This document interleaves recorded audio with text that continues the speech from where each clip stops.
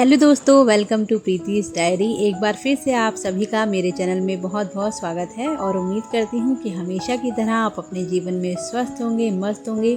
तो प्रीति's डायरी के एक नए पन्ने में आपका बहुत बहुत स्वागत है। और आज की डायरी में आपके साथ मैं कुछ ऐसी बातें शेयर करना चाहती हूँ जो हम लेडीज़ के लिए बहुत ज़रूरी हैं। घर के काम करते हुए कई बार ऐसा होता है कि हम लोग बहुत तनावग्रस्त हो जाते हैं, कभी कभी हेल्थ नहीं साथ देती है या घर में कुछ ऐसी बातें हो जाती हैं जिसकी वजह से कभी कभी हम लोग बहुत उदास हो जाते हैं, बहुत डाउन फील करते हैं। हम सभी सुबह से लेकर शाम तक अपने घर के लिए बहुत कुछ काम करते हैं। बहुत सारी चीज़ें करने के बाद भी कभी कभी कोई दिन ऐसा होता है ना कि हम थोड़ा सा डाउन फील करते हैं या फिर कोई बात घर में ऐसी हो जाती है जिसकी वजह से हमारा मूड ऑफ होता है। तो अगर आपके साथ भी ऐसा कभी हुआ हो ना, तो इन आदतों को आप अप्लाई करके देखिए। आप यकीन मानिए आपके जीवन में ना एक पॉजिटिव एनर्जी ज़रूर आएगी। और मुझे अपनी लाइफ के एक्सपीरियंस से कुछ चीज़ें जो समझ में आई है ना, वो मैं आपके साथ ज़रूर शेयर करूँगी। नंबर 1 आदत तो यही है कि आप हमेशा मुस्कुराते रहिए। जैसी भी स्थिति हो, जो भी परेशानी आए, तो उसको मुस्कुराकर आप लीजिए, तो आप देखेंगे ना आपकी परेशानी बहुत जल्दी दूर हो जाएगी।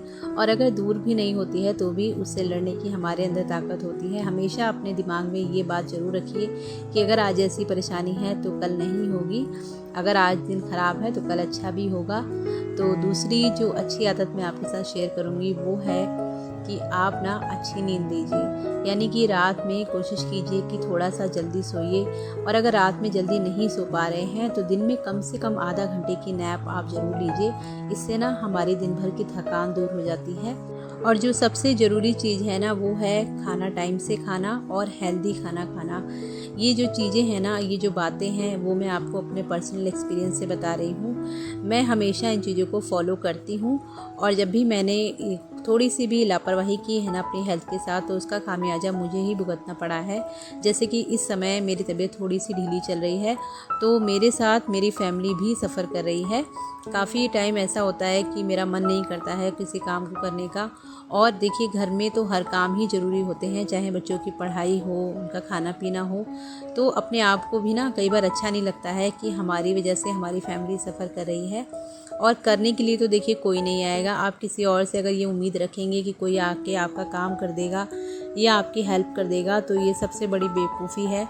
चाहे हमारे हस्बैंड ही हों, और हस्बैंड लोग के पास वैसे भी टाइम नहीं होता है। कुछ घरों में तो मैंने देखा है कि हस्बैंड लोग बिल्कुल भी सपोर्टिव नहीं होते हैं, जबकि होना चाहिए।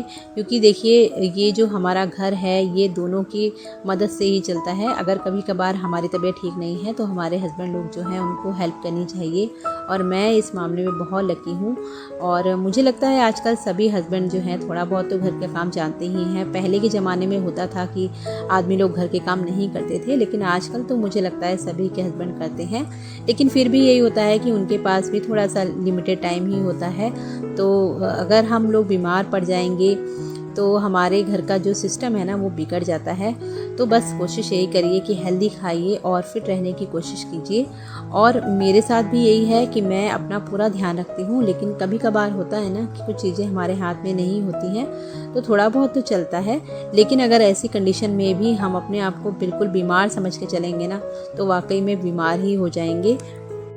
कामों को अपने ऊपर हावी मत होने दीजिए। जैसे हमारे घर के काम होते हैं, तो अगर कभी कोई काम नहीं हो पाया है तो कोई बात नहीं, कल कर लेंगे। पूरी ज़िंदगी हमने यही काम ही किए हैं। अगर एक दिन नहीं भी होता है तो कोई बात नहीं। इसके लिए आप ना अपने आपको तनाव में मत कीजिए, क्योंकि तनाव से ही बहुत सारी बीमारियां आती हैं। तो ये अपने ऊपर बिल्कुल भी हावी मत होने दीजिए कि आज मैं ये काम नहीं कर पाई जो कि बहुत ज़रूरी था। कोई बात नहीं, 10 में से 8 काम हुए हैं ना, 2 काम कल हो जाएंगे। तो अगर आप ऐसी सोच रखेंगे ना, तो लाइफ जो है आपके लिए थोड़ी सी इजी हो जाएगी। और हम लेडीज़ के लिए तो वैसे भी ना घर में बहुत सारे काम होते हैं। आप चाहे कितना भी काम करने की कोशिश करेंगे ना ख़त्म, लेकिन वो होने वाले नहीं हैं। कुछ ना कुछ काम रह ही जाते हैं। तो अपने आप को ना बिल्कुल भी टेंशन में मत लाइए। पहले मैं बहुत ज़्यादा पैनिक हो जाती थी, मुझे लगता था ये काम मैंने सोचा था ये क्यों नहीं हो पाया है। तो अब मैं इन चीज़ों के लिए ना ज़्यादा टेंशन नहीं लेती हूँ। नहीं हुआ कोई बात नहीं, कल हो जाएगा। और कुछ ज़रूरी काम होते हैं जो हमें करने ही हैं, उनको मैं अपनी प्रायोरिटी बेस पे रखती हूँ। जैसे कि खाना पीना है, इसको सबको टाइम से चाहिए, तो इन कामों को मैं हमेशा कोशिश करती हूँ कि मेरे टाइम से ही काम हो। जैसे कि अभी मैंने भगवान को भोग लगा दिया है और उसके बाद अभी मैं जा रही हूँ पापा जी को खाना देने। और इन कामों को ना हम छोड़ नहीं सकते हैं, तो इन कामों को तो टाइम से करना ही है। बाकी अगर मेरे कोई काम इधर उधर हो जाते हैं तो मैं बहुत ज़्यादा टेंशन नहीं लेती हूँ। कोई बात नहीं, तबीयत नहीं ठीक है, मैं इतना कर रही हूँ, मेरे लिए इतना ही काफ़ी है। और मैं आप लोगों से भी यही कहूँगी कि सबसे पहले अपना ध्यान रखिए, क्योंकि अगर आप फिट है ना तो समझ लीजिए कि आपका पूरा घर फिट है। तो बस यहाँ पर खाना पीना हो गया था, सब्ज़ी मैंने सुबह ही बना के रख दी थी। और आजकल तो मेरा टाइम टेबल ऐसा ही हो रहा है कि थोड़ी देर काम करती हूँ, फिर थोड़ा सा रेस्ट करती हूँ। लेकिन ये है कि मेरा घर चल रहा है, मेरे लिए बस इतना ही काफ़ी है। बिल्कुल अगर मैं अपने ऊपर ज़्यादा एकदम से बर्डन डाल लूँगी ना तो फिर मैं बिल्कुल बेड पर ही आ जाऊँगी। और पता नहीं क्या हो रहा है, दवाई भी चेंज कर ली है लेकिन अभी ना मुझे आराम नहीं मिल रहा है। तो थोड़ा सा भी काम करने के बाद ना मुझे बहुत ज़्यादा थकान सी हो जाती है। कई बार ऐसा लगता है कि मुझे चक्कर आ रहा है। और यकीन मानिए इस समय ना मुझे बिल्कुल भी अच्छा नहीं लग रहा है। तो जो मैं चीज़ें फ़ील कर रही थी ना, मुझे लगा कि मैं आपके साथ भी शेयर करूं। और हम सबके लाइफ में देखिए ये सब होता ही रहता है। हम लोग ना अपनी हेल्थ को जो है इग्नोर करते रहते हैं। अभी कुछ सालों से तो मैं काफ़ी अवेयर हूँ और अब मैं अपना बहुत ध्यान रखती हूँ, लेकिन फिर भी कभी कभार ऐसा हो ही जाता है। तो फटाफट से खाना सबको बना के मैंने सबके लिए रख दिया है। पापा जी को खाना खिला दिया है, भगवान जी का लगा दिया है भोग, और उसके बाद किचन को मैं कर दूंगी क्लीन, ताकि नेक्स्ट टाइम के लिए मेरा किचन जो है वो बिल्कुल रेडी मिले। और बस यही मेरे काम जो हैं वो धीरे धीरे चल रहे हैं। तो हम जो बात कर रहे थे कि अपनी आदतें सुधारने की, तो कुछ आदतें जो है ना वो, उसमें सबसे बड़ी जो आदत मैं आपके साथ शेयर करूँगी वो ये है कि हमेशा ना आभार व्यक्त करना सीखिए। यानी कि अगर आपके लिए किसी ने थोड़ा सा भी कुछ भी अच्छा किया है या कोई भी ऐसा काम किया है जिससे आपके चेहरे पर थोड़ी सी भी मुस्कान आ गई है ना, तो उसके लिए आभार व्यक्त कीजिए। यानी कि उसके लिए एक अच्छा सा जेस्चर ज़रूर दिखाइए। आप अगर किसी भी चीज़ से खुश हुए हैं ना, तो सामने वाले को ये ज़रूर बताइए कि आप उसके इस काम से आप खुश हैं या आपको ये काम जो है उसका अच्छा लगा है। तो अगर हम किसी को थैंक यू भी बोलते हैं ना, तो आप खुद देखिएगा कि आपको खुद को अच्छा लगता है। और कुछ भी आप बात जो है पास्ट में आपके साथ हुई है या दिन में आपके साथ कुछ भी बुरा हुआ है, तो बार बार उसको सोचने की बजाय ना उसको जाने दीजिए और अपने माइंड को बिल्कुल फ्री रखिए। तो किचन साफ़ करने के बाद आ गई थी मैं भगवान जी का भोग उठाने के लिए। और आज एकादशी है तो चावल नहीं बनेंगे, तो यहाँ पर मैंने लगाई है मखाने की खीर। और आज थर्सडे है तो मेरा फास्ट भी होता है, तो ये खीर मैं खुद भी खा लूँगी। और वैसे तो मेरा मन नहीं था कि मैं आज व्रत रखूँ, लेकिन होता है ना कि कोई चीज़ अगर हम रेगुलर करते आते हैं तो फिर उसको छोड़ने का मन नहीं होता है। तो बस सारा काम निपटाने के बाद आ गई थी मैं अपने रूम में, और बहुत ज़्यादा गर्मी हो रही थी। और बालों को अगर कस के बांध लो ना तो फिर उसमें पसीना सा आ जाता है, तो थोड़ी देर बालों को खोल के सुखाया। और यहाँ पर ना मैंने कुछ कपड़े अपने निकाल के रखे थे, कुछ मैंने तैयार किए हैं और कुछ मुझे अभी तैयार करवाने हैं।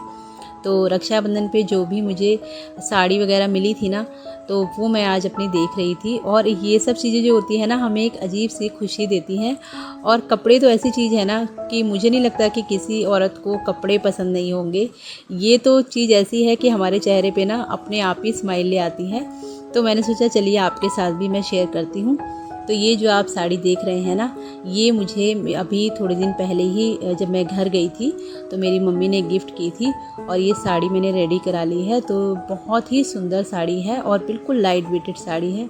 इस तरह की साड़ी ना आजकल बहुत चल रही है। तो ये मेरी बिल्कुल तैयार हो चुकी है, तो इसको मैं अभी अलमारी में रखने ही जा रही थी। तो मैंने सोचा चलिए आपके साथ भी शेयर करती हूँ। और चीज़ों को अगर हम किसी का शेयर करते हैं ना तो एक अजीब सी खुशी मिलती है। तो ये इसका ब्लाउज़ है, बिल्कुल सिंपल है, लेकिन मैंने इसमें ना बिल्कुल मैचिंग की लेस लगवा ली है, तो एक अच्छा सा लुक इसमें आ रहा था।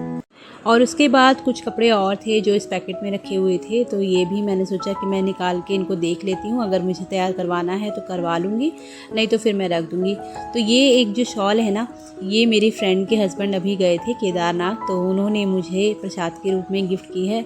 वैसे तो शॉल अच्छी है, लेकिन थोड़ा सा इसका कलर मुझे पसंद नहीं आ रहा है, तो फिर देखूँगी अगर मैं इसको इस्तेमाल करूँगी या नहीं। तो फ़िलहाल तो मैं इसको अभी बेड में ही डाल दूँगी।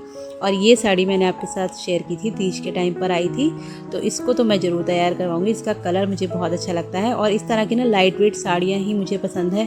वैसे तो ना मेरी शादी की बहुत सारी साड़ियाँ हैं, मेरी पूरी अलमारी साड़ियों से भरी हुई है, लेकिन आजकल यही होता है ना, हम लोग साड़ी वगैरह थोड़ा कम ही पहनते हैं और कुछ ब्लाउज़ भी ऐसे हैं जिसके ब्लाउज़ की मुझे फ़िटिंग करनी है, तो वो भी पड़े हुए हैं। और अब मैं कोशिश कर रही हूँ कि मैं ना साड़ियाँ डेली में भी पहनूँगी, नहीं तो फिर वो रखी ही रह जाएंगी और ख़राब हो जाएंगी। तो ये वाला सूट जो है ये रक्षाबंधन पे मेरे भाई ने मुझे दिया है और इसके साथ दी थी एक बहुत ही सुंदर साड़ी, जो कि अभी मैं टेलर के पास दे के आ चुकी हूँ। तो जब मैं लाऊँगी ना तो आपको ज़रूर दिखाऊँगी।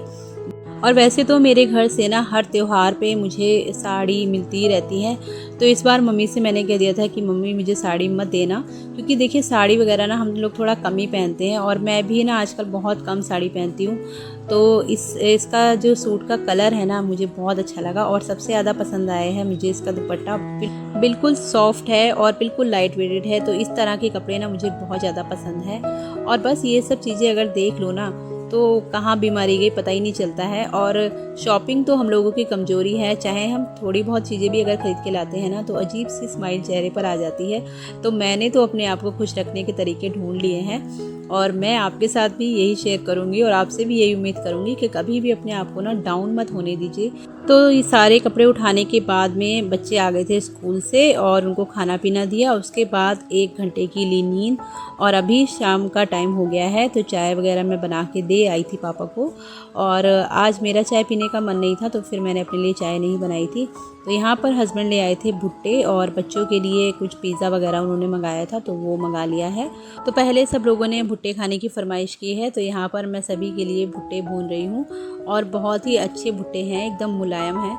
तो इनको ना रखना भी ठीक नहीं है, सूख जाने के बाद फिर इसका टेस्ट जो है वो ख़राब हो जाता है। तो सबसे पहले मैं सभी को भुट्टे भून कर दे आती हूँ और इसके साथ में ना नींबू लगा के खाओ तो क्या टेस्ट आता है। तो बस यही होता है, छोटी छोटी चीज़ों में ना खुशियाँ ढूंढनी चाहिए। तो अपने आप को ना खुश रखने के बहुत से तरीके हो सकते हैं। अगर हम अपने जीवन में नेगेटिव चीज़ों के बारे में ज़्यादा सोचेंगे ना तो फिर हमारा दिमाग जो है वैसा ही चलने लगता है। तो मैंने तो अपनी चीज़ों को जो है ना बिल्कुल पॉजिटिव वे में देखना शुरू कर दिया है।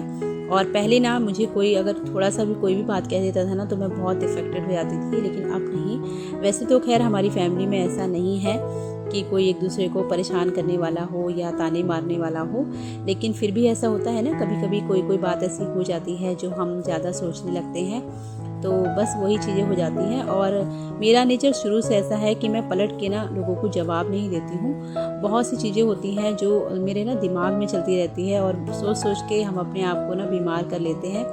तो अभी ऐसा कुछ नहीं है, ये शुरुआत की मैं बात आपको बता रही हूँ। जब मेरी शुरू में शादी हुई थी तो मेरा जो मायका है वो दिल्ली में है और शादी होने के बाद मैं लखनऊ आई थी। तो यहाँ पर ना बिल्कुल अलग माहौल, अलग लोग और बिल्कुल अकेलापन सा मुझे लगने लगा था। लेकिन धीरे धीरे समय के साथ हम अपने आप को एडजस्ट करना सीख जाते हैं।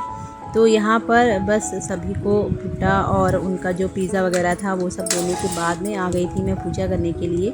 और ये वो जगह है जहाँ पर मैं अपनी हर परेशानी को भूल जाती हूँ और यहाँ पर आके ना मुझे एक सुकून सा मिलता है। और हम चाहे किसी भी धर्म को मानने वाले हों, जब ऐसी जगह पर हम होते हैं ना, यानी कि ऊपर वाले के साथ जब हमारा कनेक्शन जुड़ता है ना, तो एक अजीब सी फीलिंग आती है। और हमेशा ना अपने आप को भगवान से जोड़ के रखिए और उन पर पूरा विश्वास रखिए, आपकी हर परेशानी में वो साथ देते हैं। और बस मैं तो आपसे यही उम्मीद करूँगी कि अपने आप को खुश रखने के तरीके बस ढूंढिए और किसी से उम्मीद मत कीजिए कि कोई। सबसे ज़्यादा दुख हमें जब भी होता है जब हम किसी से उम्मीद रखते हैं और वो काम नहीं करता है। तो किसी से उम्मीदें मत रखिए, अपने आप को खुश रखने की खुद कोशिश कीजिए। और इसी के साथ आज के ब्लॉग को करूँगी मैं यहीं पर एंड। आई होप आपको आज का ब्लॉग पसंद आया होगा और आप लोग बोर नहीं हुए होंगे। और अगर मेरी कोई भी बात आपको पसंद आई हो तो प्लीज़ कमेंट करके ज़रूर बताइएगा। तो बस अपने नीचे पूजा समाप्त करने के बाद आ गई थी मैं छत पर। अंधेरे में जलते हुए इस छोटे से दीपक से हमें प्रेरणा लेनी चाहिए कि चाहे हमारे जीवन में जो भी परेशानी आए या जो भी मुश्किलें आएँ, तो हमें अपने आप को ना मोटिवेट रखना है आगे बढ़ने के लिए। और इसी थॉट के साथ आज के ब्लॉग को करूँगी मैं यहीं पर एंड। मिलूँगी आपसे अगले ब्लॉग में, तब तक अपना बहुत ध्यान रखिए, खुश रहिए और मेरे चैनल के साथ जुड़े रहिएगा।